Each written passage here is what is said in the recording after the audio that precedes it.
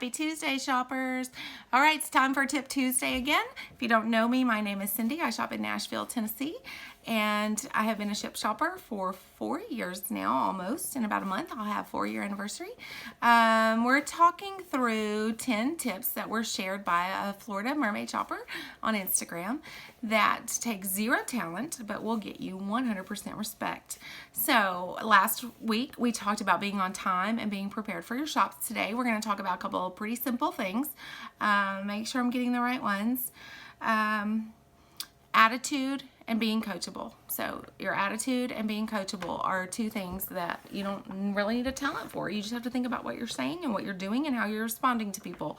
If you don't have a positive attitude and a customer service attitude and a servant attitude, you're not going to like this job.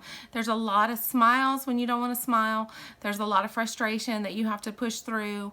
And it's not just grocery shopping, guys. You're going to there's a reason people want to pay you to go to the store for them. There's a reason they don't want to go themselves. So it's your job to deal with all of those stressors for them. That's our job. So if your attitude is negative, or this is all about me, or I'm in this for the money and this and that and the other, you're not going to like this job. You're just not. And I'm sorry if that's blunt, but you want to go into it with a positive servant attitude. There are days when I am just really not in a great mood and am stressed out by whatever life or shopping or people or kids or dinner or whatever's going on in my life. And there are days that I'm just like, nope, can't do it today. Don't have enough spoons to give out to other people, so I do not work those days. I have that option because this is not my full-time income. You might not have that option, so you're gonna have to find ways to work on that. Listen to some great music on the way to the store. Call a friend or spouse or partner or whoever it is that lifts you up and help them boost your attitude if you're just having a bad day and this is your primary income and you have to go to work, okay? So make sure that your attitude is in check. If you have a negative attitude with the store employees, they're not going to help you. They're not going to want to help you. If you go in there with sparkles and smiles and rainbows and unicorns, and yes, it's so cliche and cheesy, but you know what? It works. If you smile and help them and are kind and respectful, they're going to give that right back to you. Take a little time to talk to them and get to know them, and I'm telling you, it will pay off. These people are so kind and generous, and they will do so many things for you that you never thought possible from grocery store employees. They are amazing. And keep in mind to treat them as if they are colleagues and not there to serve you. That is a big part of your attitude. Be coachable. This is a hard one for some of us, including myself. Sometimes we like to go in thinking we know everything is that we know, and we're the ones that are right, and nobody knows more than we do. I am as guilty of it as anybody. I've been doing this for 4 years or almost, and I have learned all of the rules as they come out. We didn't have a lot of rules. We didn't have a lot of direction when I first started. Shipt was still very brand new. So, as processes and changes and strategies and rules were implemented, I learned them as they came. So it's all kind of ingrained in my head. I've also learned a lot by doing, and I've learned what works and what doesn't. But you know what? There are shoppers who work so much more than me. They will shop different times of day than me. They shop different metros than me, different zones than me, different everything than me. I don't do doubles a lot. There are shoppers who shop doubles all the time and shop triples pretty regularly.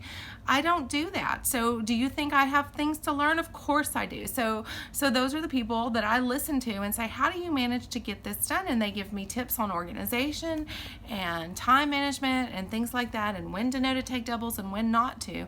And you know, I have of course figured out over time in my area when and where and why I might want to take a double. So of course I figured that out for myself, but I have to take the information from the other shoppers to be able to pass on to other people when I'm doing a shadow or orientation or something like that, or just talking with a new shopper, because I don't have all of the answers to that. But I pay attention. A lot of people don't like to use their rewards card because they think that they're losing money, but in the long run, they're not. And there's a whole post somewhere that I did somewhere about that. Guys, be coachable. There are reasons that we use our rewards cards at certain stores, and it's not all about saving Shipt money.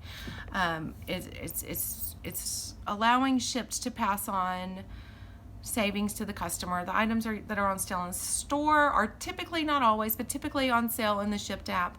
And if you don't use your reward card to get that sale price, then Shipt is losing money. And if Shipt loses money, Shipt has a hard time growing. Consider it that way. So you always want to go in with a coachable attitude. You might learn something about produce. One thing that I always tell new shoppers is get to know the people in produce, especially the managers. There is a lot, excuse me, there's a lot of information about produce, about particular things. There's no way that all of us have tried every single item in the produce department. So it's hard to know when something is ripe all of the time, or if it's even good. So plantains were a thing for me. I didn't understand that they were okay if they looked all bruised and nasty. I was looking at them like bananas, and I have learned that that is simply not the case. So I've since learned to pick out plantains. Avocados, a lot of people have trouble with. When I first started, I hadn't honestly never eaten an avocado.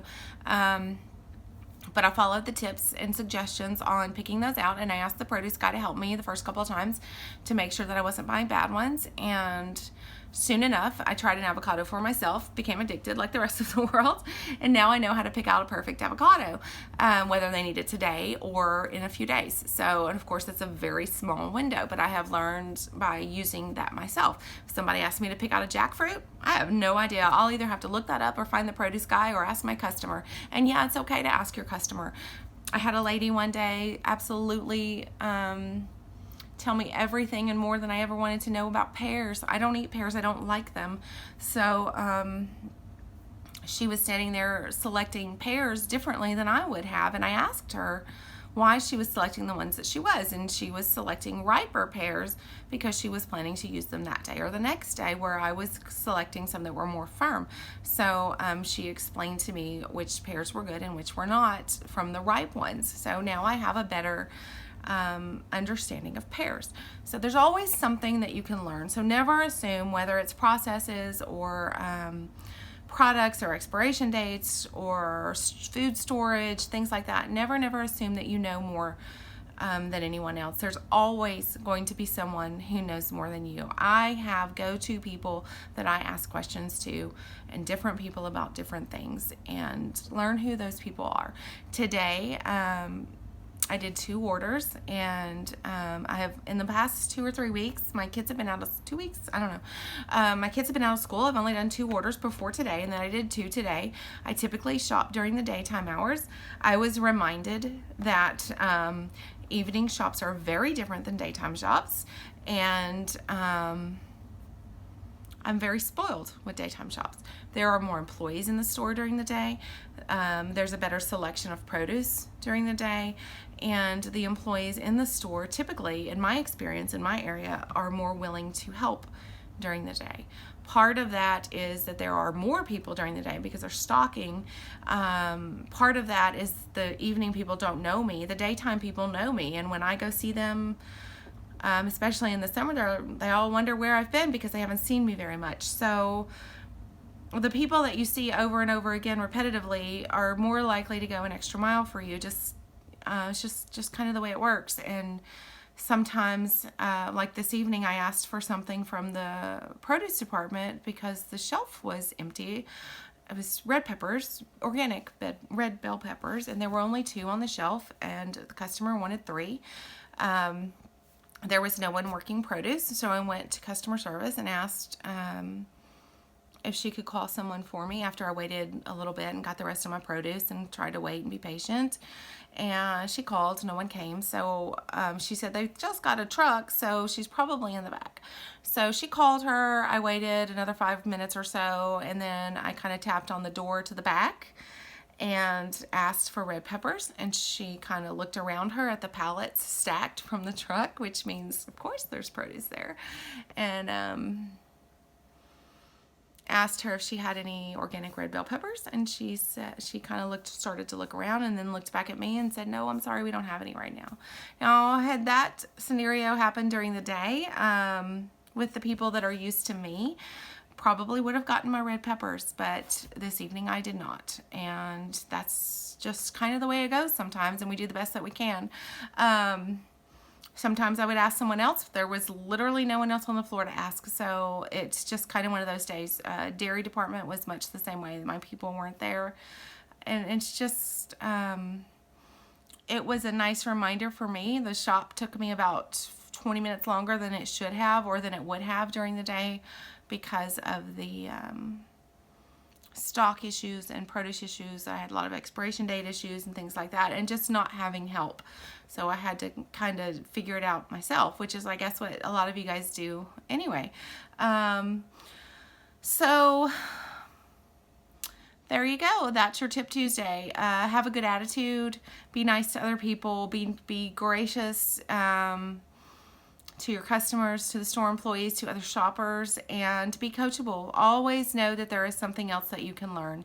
I remind myself that every day, even when I feel like I don't need to learn anything else. There's always something else.